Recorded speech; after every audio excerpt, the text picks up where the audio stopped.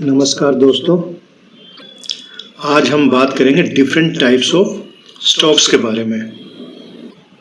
अक्सर बहुत सारे इन्वेस्टर्स स्टॉक्स को खरीद लेते हैं और बेच देते हैं, और अगर उनसे पूछा जाए कि किस कैटेगरी का स्टॉक था तो 99% लोग इस बात का जवाब नहीं देते हैं, क्योंकि बहुत से इन्वेस्टर्स स्टॉक्स में इन्वेस्ट करने से पहले उसकी कैटेगरी के बारे में जानने की जरूरत ही नहीं समझते। लेकिन एक अच्छा इन्वेस्टर्स को पता होता है कि किस कैटेगरी के स्टॉक में वो इन्वेस्ट कर रहा है और उसी अकॉर्डिंग ही उसको रिटर्न मिलेगा। अगर किसी भी स्टॉक में इन्वेस्ट करने से पहले हमें उसकी कैटेगरी का पता हो तो हमें एडवांस में ही पता चल सकता है कि हमें रिटर्न कब और कितना मिल सकता है। तो आज हम बात करने जाएंगे अलग अलग कैटेगरी के स्टॉक्स के बारे में। इसके लिए हम एक एग्जांपल लेते हैं। शादी के अंदर जो खाना होता है, अलग अलग तरीके का खाना होता है उसका। दोस्तों, पहले शादी में हम लोग देखते थे कि बहुत सारा अलग अलग वैरायटीज़ का खाना तो होता था, लेकिन उनको कैटेगराइज करके नहीं रखा होता था। तो बहुत ज़्यादा कन्फ्यूज़न होता था कि साउथ इंडियन खाना है या मुंबई क्लासिकल खाना है या नॉर्थ इंडियन खाना है। तो वो सब अलग अलग तरीके के कैटेगरीज के होते थे, लेकिन उनको कैटेगराइज करके नहीं रखा होता था। लेकिन आजकल आप देखेंगे कि कहीं भी शादी फंक्शंस वगैरह में कैटेगरीज भी डिफाइन कर रखी होती है कि साउथ इंडियन के लिए अलग एरिया होता है, नॉर्थ इंडियन खाने के लिए अलग एरिया होता है। इसी तरीके से हम वहाँ पर हम आसानी से चूज़ करते हैं कि अगर हमें साउथ इंडियन खाना है तो हमें इस वेन्यू में जाना चाहिए, और अगर हमें नॉर्थ इंडियन खाना है तो हमें इस वेन्यू में जाना चाहिए। सेम चीज़ अप्लाई होती है स्टॉक मार्केट के ऊपर भी। अगर हमें पहले से पता हो कि किस कैटेगरी का स्टॉक हम लेने जा रहे हैं तो हमें उसके बारे में और भी बहुत सी बातें हमें पता चल जाएंगी, जो कि एक अच्छे इन्वेस्टर्स के लिए बहुत ज़रूरी भी होता है। तो अलग अलग कैटेगरीज के स्टॉक्स में एक जो बहुत इंपॉर्टेंट कैटेगरी होती है वो है ब्लू चिप स्टॉक्स की कैटेगरी। हम लोग अक्सर स्टॉक मार्केट के अंदर ब्लू चिप स्टॉक्स के बारे में बहुत ज़्यादा सुनते हैं। कई बार हम टीवी में कुछ स्टॉक से रिलेटेड न्यूज़ सुन रहे होते हैं तो वहाँ पे भी इस वर्ड का बहुत ज़्यादा यूज़ होता है, ब्लू चिप स्टॉक्स। तो ब्लू चिप स्टॉक्स एक्चुअल में होते कौन से स्टॉक्स हैं?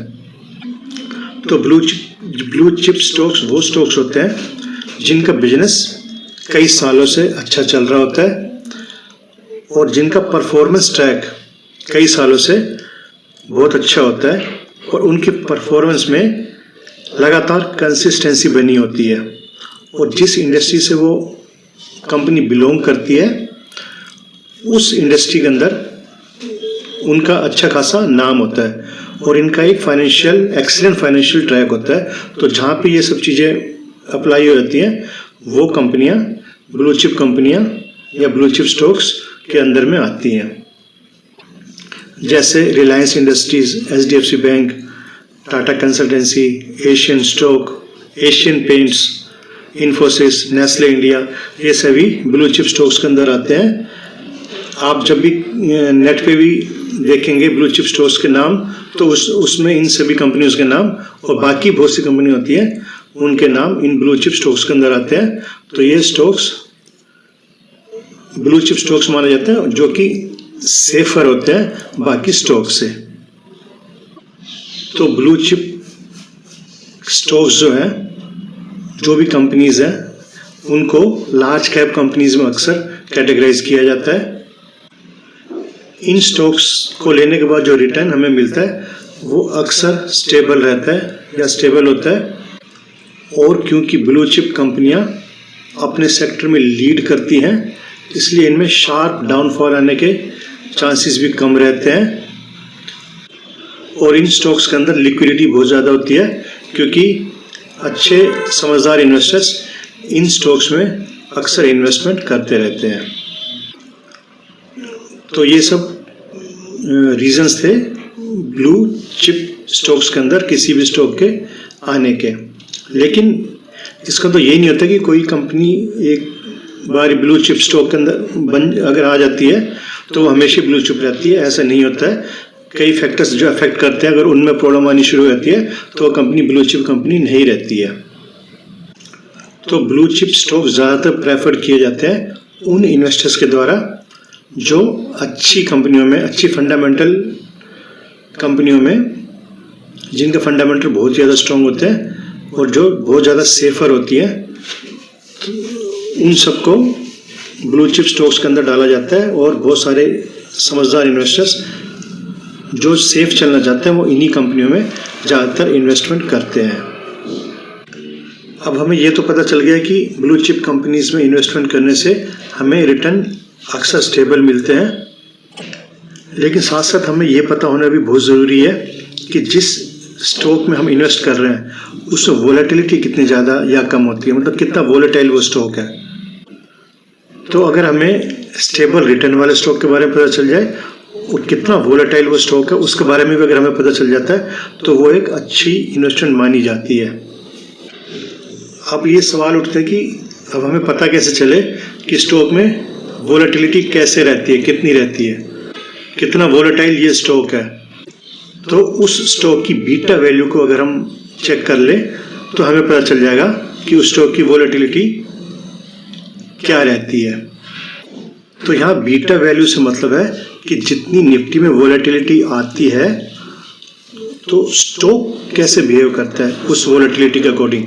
मतलब निफ्टी में जितनी वोलेटिलिटी आ रही है स्टॉक उससे ज़्यादा तेज़ी से वोलेटाइल तरीके से बिहेव कर रहा है या निफ्टी में जो वोलेटिलिटी है उससे कम तरीके से स्टॉक वोलेटाइल है। तो अगर कोई स्टॉक निफ्टी की वोलेटिलिटी से ज़्यादा वोलेटाइल हो रहा है तो इसका मतलब होता है कि वो स्टॉक हाई वोलेटाइल स्टॉक है, और अगर कोई स्टॉक निफ्टी की वोलेटिलिटी से कम वोलेटाइल हो रहा है तो इसका मतलब वो कम वोलेटाइल स्टॉक है या लो वोलेटाइल स्टॉक है। निफ्टी की बीटा वैल्यू अक्सर 1 मानी जाती है। तो अगर कोई स्टॉक जिसकी बीटा वैल्यू 1 है तो ये मान के चला जाता है कि वो निफ्टी के अकॉर्डिंग ही बिहेव कर रहा है। अगर किसी स्टॉक की बीटा वैल्यू 1 से ज़्यादा है तो वो उसकी वोलेटिलिटी निफ्टी से ज़्यादा मानी जाएगी, और जितनी ज़्यादा उसकी वैल्यू 1 से होती जाएगी उतना ज़्यादा हाई वोलेटाइल वो स्टॉक होता जाएगा। और अगर किसी स्टॉक की वैल्यू 1 से कम है तो वो लो वोलेटाइल स्टॉक माना जाता है, और 1 से जितनी ज़्यादा कम होती जाएगी इसका तो उतना ही वो लो वोलेटाइल स्टॉक है। अगर हम एग्जांपल लें कि अगर किसी स्टॉक की बीटा वैल्यू 1.2 है और निफ्टी की 1 है तो इसका मतलब ये है कि वोलेटिलिटी होने के केस में जब भी ज़्यादा फ्लक्चुएशन आती है मार्केट में तो जितना निफ्टी बिहेव कर रहा है वोलेटाइल है उससे 20% ज़्यादा वो स्टॉक बिहेव कर रहा है। सेम अगर किसी स्टॉक की बीटा वैल्यू 1.5 है तो इसका मतलब है कि जितना निफ्टी बिहेव कर रहा है, जितना निफ्टी वोलेटाइल है उससे 50% ज़्यादा वो स्टॉक बिहेव कर रहा है, 50% ज़्यादा वो वोलेटिलिटी शो कर रहा है। सेम 1 से कम वैल्यू के लिए भी, मतलब अगर किसी स्टॉक की वैल्यू 1 से जितनी ज़्यादा कम है उतना ज़्यादा कम वोलेटाइल वो स्टॉक है एज कंपेयर टू निफ्टी। तो जो एग्रेसिव इन्वेस्टर्स होते हैं जिनको ज़्यादा वोलेटिलिटी पसंद है तो वो लोग हाई बीटा स्टॉक्स को लेना पसंद करते हैं, और जो लोग थोड़ा डर के चलते हैं कि उनके पैसा जो उन्होंने इन्वेस्ट किया उसमें प्रॉब्लम ना आ जाए जल्दी से, तो वो लोग लो बीटा स्टॉक्स को लेना पसंद करते हैं। तो high beta stocks are the stocks with a beta of more than 1, जिनकी भी 1 से ज़्यादा वैल्यू होती है, बीटा वैल्यू होती है, वो हाई वोलेटाइल स्टॉक्स के अंदर आना शुरू हो जाते हैं। और due to high beta these stocks display the high volatility and are preferred by aggressive investors. ऐसे स्टॉक्स एग्रेसिव इन्वेस्टर्स की पसंद होती है जिसमें वो ताकि वोलेटिलिटी के हिसाब से जल्दी जल्दी कमाना चाहते हैं। और हाई बीटा स्टॉक्स जो होते हैं वो हायर रिटर्न्स देते हैं as compare to benchmark index. तो जो फाइनेंशियल सर्विसेज से रिलेटेड स्टॉक्स हैं, इंफ्रास्ट्रक्चर से रिलेटेड स्टॉक्स हैं, मेटल से रिलेटेड स्टॉक्स हैं, they are generally regarded as high beta stocks. तो हम ये देखें कैसे कि किसी स्टॉक की बीटा वैल्यू क्या है। तो इसको देखने के लिए अक्सर जो अलग अलग तरीके की आजकल ऐप्स आ रही हैं उन सब में फंडामेंटल्स के अंदर हमारे को बीटा वैल्यू पता चल जाती है। जैसे हम इस स्लाइड में देख रहे हैं कि एक पर्टिकुलर स्टॉक की बीटा वैल्यू 1.24 है, मतलब वो 0.24 कोई स्टॉक ज़्यादा वोलेटाइल है निफ्टी से, मतलब इसमें 0.24% ज़्यादा वोलेटिलिटी है एज कंपेयर टू निफ्टीज वोलेटिलिटी। तो हमें अब तक पता चल चुका है ब्लू चिप स्टॉक्स के बारे में, जो कि बहुत ज़्यादा सेफ होते हैं और जिनको अक्सर लार्ज कैप कैटेगरीज के अंदर प्लेस किया जाता है।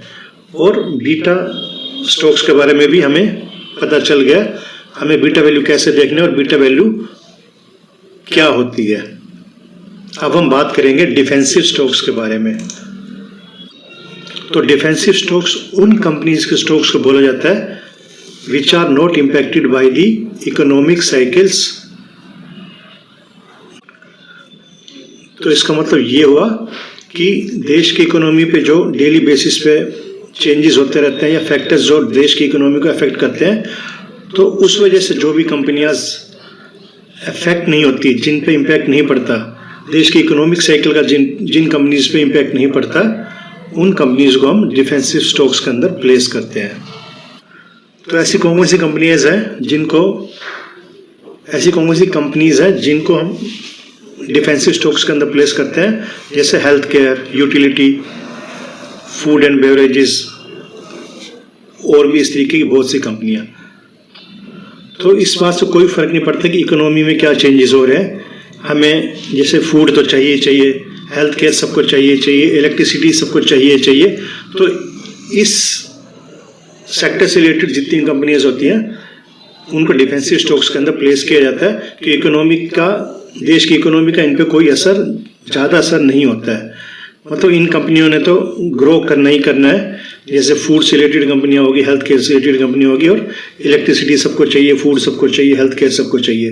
तो ये डिफेंसिव स्टॉक्स के अंदर ऐसी कंपनीज को प्लेस किया जाता है जिनका इकोनॉमिक साइकिल से ज़्यादा लेना देना नहीं होता।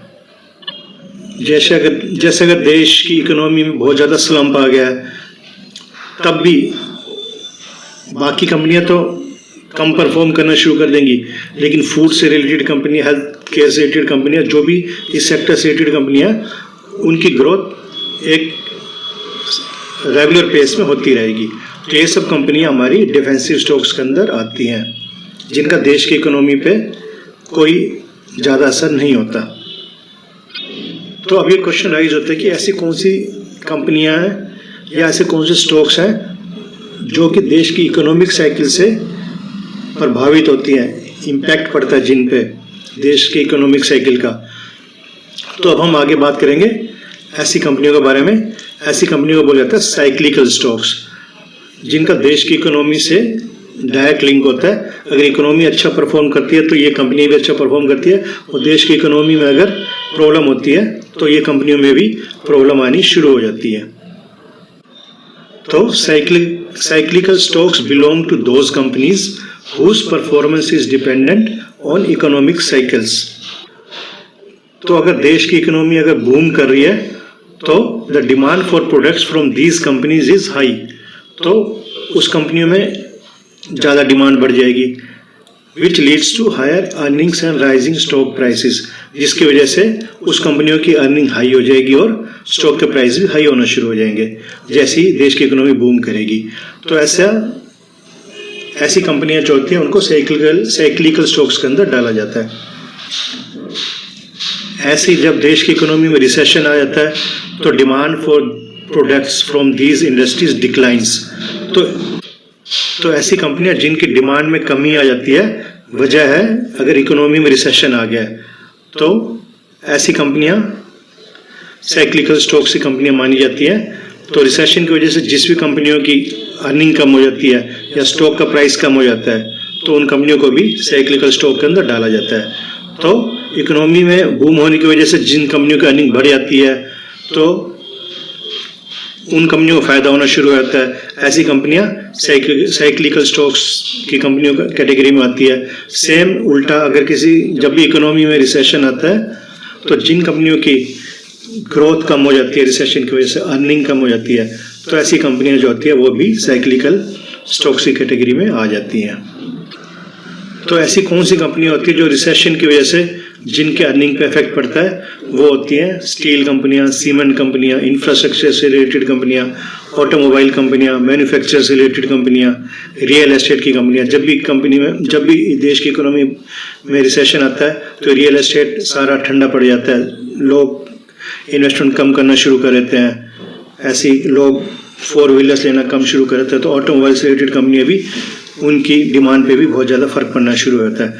तो ऐसी जितनी भी कंपनियां ये सब साइक्लिकल स्टॉक्स के अंदर में आती हैं। अब हम बात करेंगे अगली कैटेगरी के स्टॉक।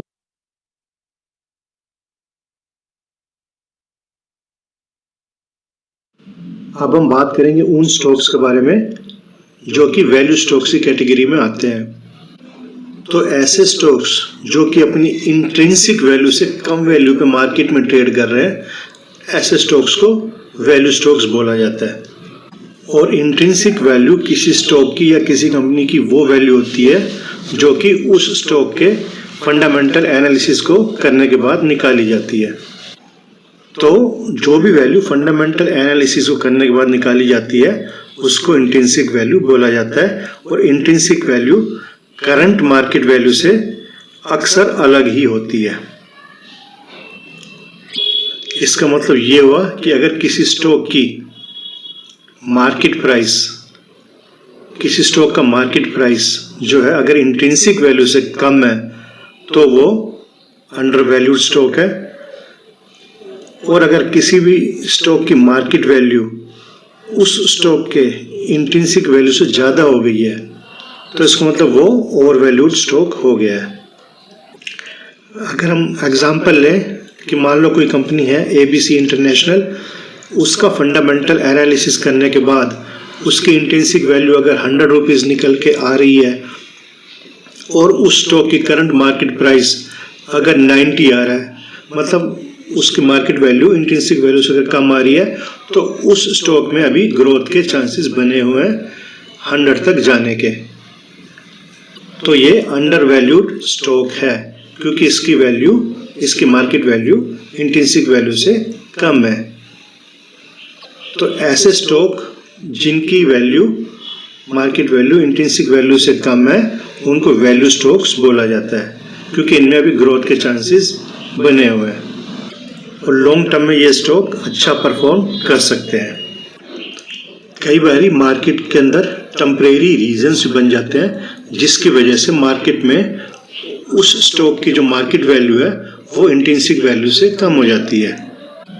जैसे कई बारी किसी क्वार्टर में किसी अच्छी कंपनी की अर्निंग कम हो जाती है या कोई बैड न्यूज़ आ जाती है, टेम्परेरी बैड न्यूज़ कोई आ जाती है, या कोई फाइनेंशियल इम्पैक्ट होता है जिसकी वजह से मार्केट के सेंटिमेंट्स पे इफेक्ट पड़ता है, तो उस स्टॉक का जो मार्केट वैल्यू है वो कम होकर के इंट्रिंसिक वैल्यू से कम हो जाती है। तो ऐसे स्टॉक्स के अंदर चांसेस पूरे होते हैं कि वो अपने इंट्रिंसिक वैल्यू को तो टच करेगी ही या इससे ऊपर जाएगी ही।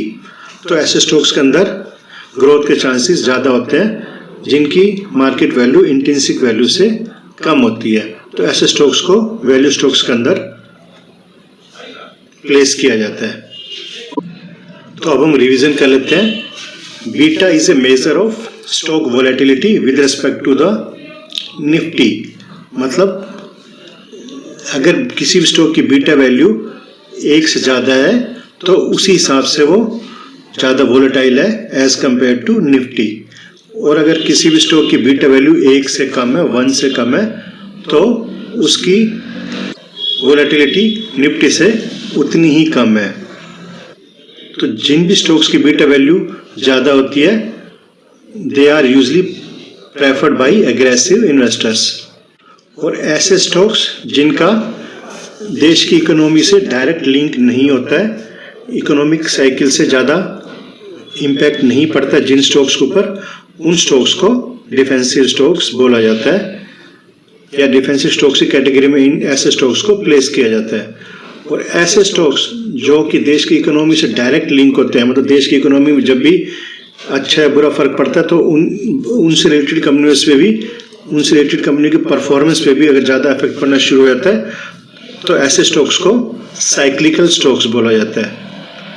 और अंडर वैल्यूड स्टॉक्स, जैसा हमने अभी डिस्कस किया था, जिनकी मार्केट वैल्यू उस कंपनी के इंट्रिंसिक वैल्यू से कम होती है, तो वहाँ पे ग्रोथ के चांसेस बने रहते हैं, क्योंकि कंपनी की जो मार्केट वैल्यू होती है वो वहाँ पूरे चांसेस होते हैं कि वो इंट्रिंसिक वैल्यू को टच करे या उससे ऊपर जाए। तो इन सब स्टॉक्स के बारे में आज हमने डिस्कस किया, अलग अलग कैटेगरीज के स्टॉक्स के बारे में, जो कि हर अच्छे इन्वेस्टर्स को पता होने ज़रूरी है, जिनके बारे में पता होना ज़्यादा ज़रूरी है। Thank you very much. अगर आपको ये वीडियो इंफॉर्मेटिव लगा हो तो प्लीज़ इसे सब्सक्राइब कीजिए और आगे शेयर कीजिए। Thank you very much.